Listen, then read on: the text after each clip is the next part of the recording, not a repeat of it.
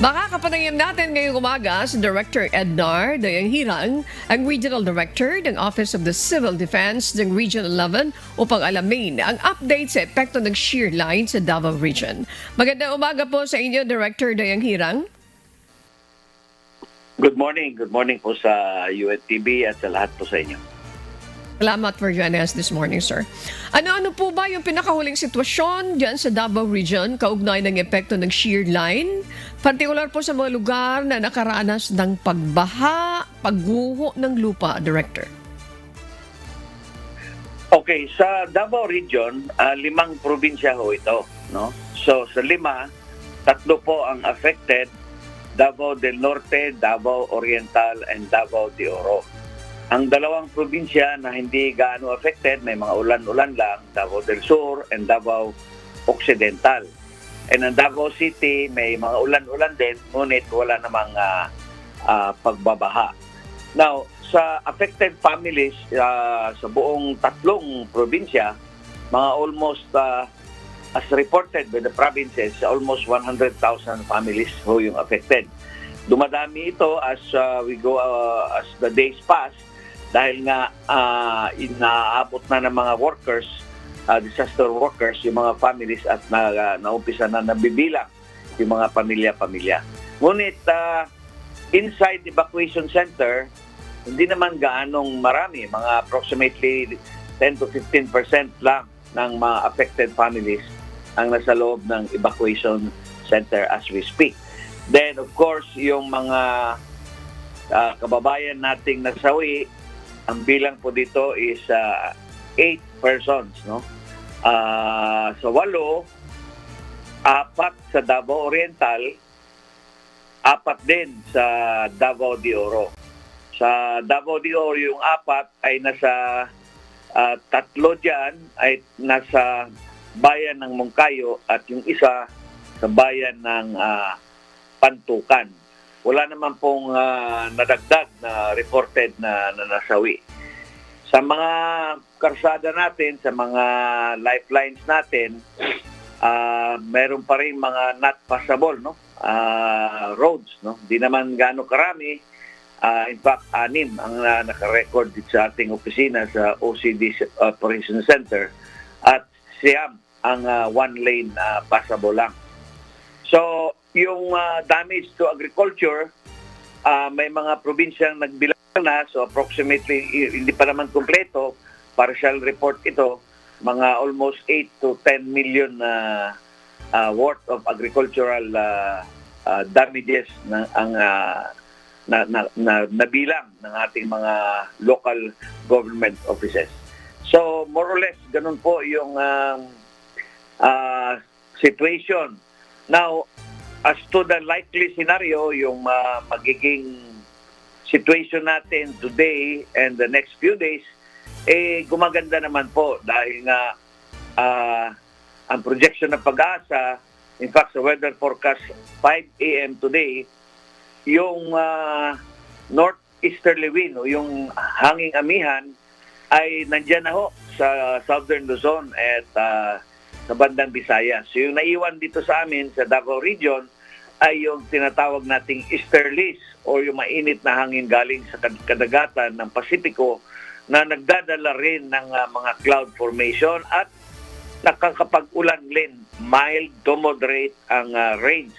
Ngunit kahit na mild to moderate, we are warning our residents sa Davao Region na mag-ingat pa rin kasi nga punong-puno na yung ating kabundukan ng tubig, punong-puno na yung ating mga kasapaan, rivers, ating mga drainage system, punong-puno na.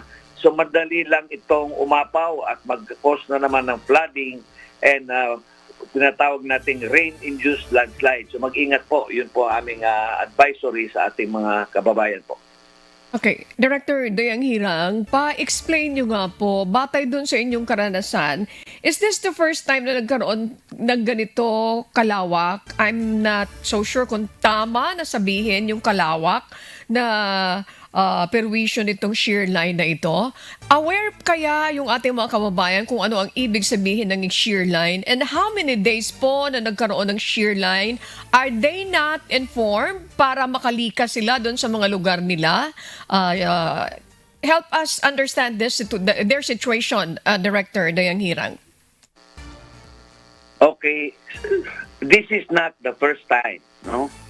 In fact, mas matindi yung shear line na na-experience namin. I was already the regional director here in 2024. Ganito din yun, first quarter. In fact, January, February yun. At massive yun. Almost 7 to 10 days yung continuous na rain. At practically buong doon din, no? Yung tatlong probinsya rin ang tinamaan, the same provinces, Davao Oriental, Davao del Norte, at Davao de Oro. In fact, yung flooding doon more massive, landslide at Masara, bayan ng Moncayo, if you remember, may reported 100 deaths, no? Approximately, talagang 100 deaths ang nabilang sa isang lugar lang, isang barangay lang sa bayan ng Mako, Davao de Oro. At yung damage to infrastructure, agriculture, and educational and health facilities, at the time, we need to recover approximately 20 billion pesos ang kinakailangan. Hindi pa nga ho na-recover lahat, ibig sabihin, hindi pa na bumalik sa normal lahat, at ito, nandito na naman si shear line. Iba kasi si shear line, paliwanag lang natin, mahabang cloud formation, very long and very wide. At ang ulan po nito, continuous araw-araw, umaga, hapon, gabi. Ang ulan, hindi gaya ng mga nararamdaman na experience natin na easterly winds lang, medyo pakunti-kunti lang ulan. Ito, iba ho ito. So, advisory ho natin from the start, nung nagsabi ang Pag-asa na ganito mangyayari, nagkaroon na tayo ng advisory hanggat sa barangay level. So, alam na po ito ng mga tao at kaya nga kung napansin nyo, although they were affected, pero yung sa evacuation, sabihin, yung nasa evacuation center, hindi naman gaano karami. At saka yung namatayan po, yung nabanggit na namatayan, ang situation nito, ganito, yung sa Davao Oriental, po ito, barangay poblasyon, yung barangay, yung center, no, ng City of Mati, yung tinatawag na Upper Salazar, na andyan naman yung bahay niya along the poblasyon roads, ngunit sa likod ng bahay niya, merong innocent-looking slope lang, yung slope ng karsada sa likod. At yun po, unfortunately, gumuho. At yun ang nalibing yung buong pamilya, yung 4-member family nalibing mo. Yung sa Pantukan, Davao de Oro, yung isang namatay doon ay mining worker, yung trabahante ng minahan, small scale mining naman, hindi naman ito yung kagaya ng Apex. Small scale mining, yun po ang nalibing. Yung sa Davao de Oro, sa bayan naman ng Moncayo, sa Davao de Oro, buong pamilya din po yun. Medyo nasa bundok po yun. Director, thank you very much for answering that question. And my follow-up question po, you made mention a while ago na yung 2024 ay mas matindi, 7 to 10 days po ang ulan. May we know from you po, Director, ano ba yung nakikita niyong konkreto na recommendation para ma-avoid natin yung pagkamatay nitong mga kababayan natin na alam nila dahil nangyari na ito before, ano kaya ang pwede natin magawa? Again, recommendations, concrete recommendations na pwede magawa to avoid this. Yeah, magandang tanong po yan kasi alam mo, inaral ko ito 6 months. Inikot ko ang buong region, lahat ng pagbabaha at ng paglalandslide last year, no? Ano talaga ang problema at ano ang dapat gawin, okay? Dalawang bagay ho yung pinag-usapan natin, ha? Yung landslide, pati flooding. Dito muna tayo sa flooding o sa pagbabaha. Yung pagbabaha, we have to understand, dalawang source din ang pagbabaha. the major rivers, yung mga rivers po, no, na malalaki, at dito naman po sa mga urban areas, yung mga drainage systems. Okay? So, ang napansin ko, ang evaluation ko po, talaga pong yung ang daming major rivers, river basin for that matter, na kulang ho talaga ng proteksyon yung ating kasapaan. Yung tinatawag nating flood control projects, no? Kulang. Meron tayong nakikita, ngunit maikli lang naman, no?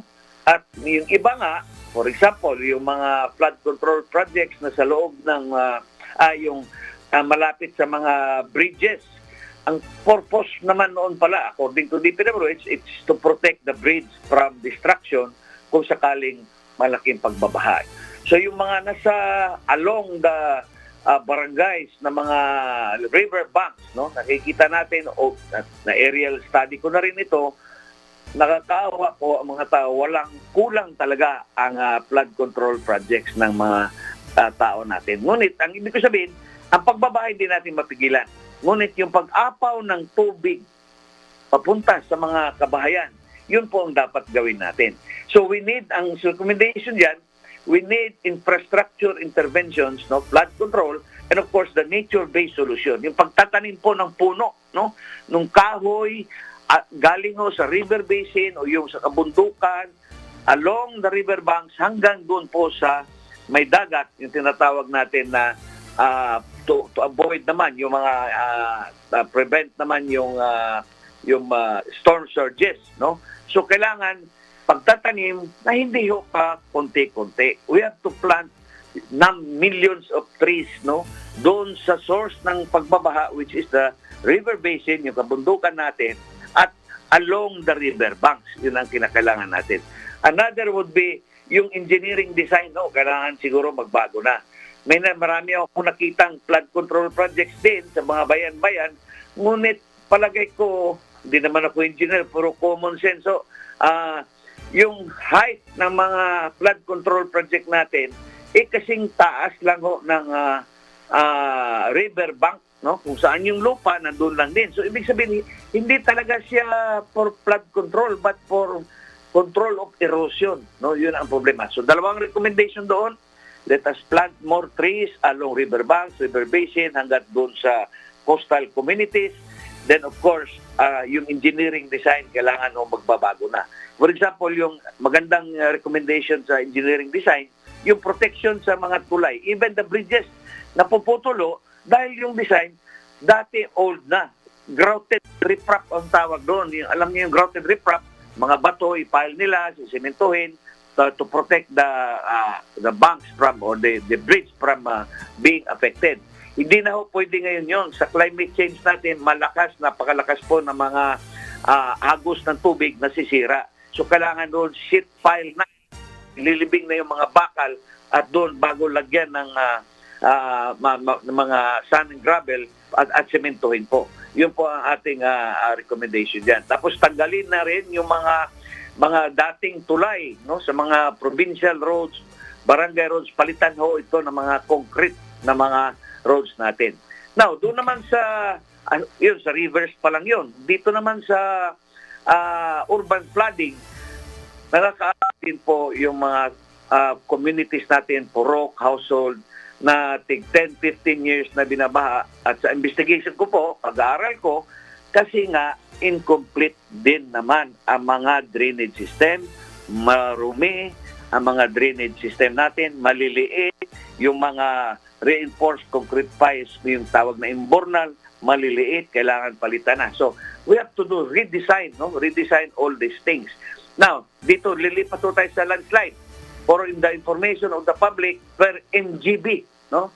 Mines and Geosciences Bureau data, 2,600 communities po ang existing ngayon na nalalagay sa delikado at pinakadelikadong lugar. Ibig sabihin, marami tayong kababayan na nakatira mismo doon na kung saan yung delikado. Hindi ito isang pamilya, dalawang pamilya. Sa madaling 2,000 salita, Director, mayroon na palang mga recommendations. So at this point po, ano yung gusto nyo ipanawagan doon sa ating mga kababayan na nakikinig at nanonood? At kung kinakailangan, pati sa mga ahensya ng gobyerno. Please go ahead. Nasa inyong pagkakataon, Director Ednar.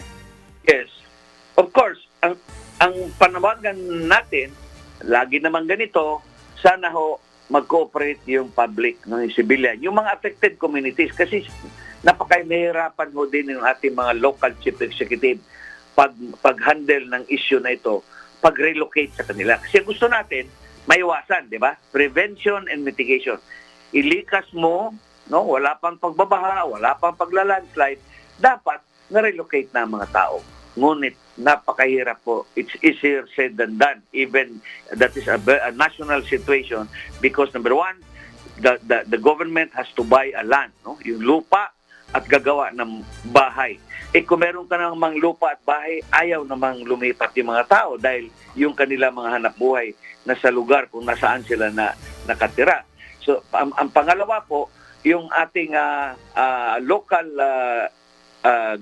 plans, no, yung local disaster plans natin, we need to update it. In fact, ang recommendation ko ngayon, yung pinaka-final recommendation ngayon, nakita ko kasi wala pala tayong disaster resilience master plan bawat locality. Kailangan, napansin nyo, nabanggit ko rivers, then landslide, wala hong master plan. Meron tayong local disaster plan, ngunit naka-anchor lang sa term ng mga local officials natin. 3 years, 6 years, ganun lang ang projection nila. We need long-term 25 years plan para sa lahat ho ng hazard na nandyan sa kalooban ng ating mga communities sa buong Davao Region. And this disaster plan must be funded periodically, maging part ng local development plan ng bawat barangay, bawat munisipyo, bawat syudad po.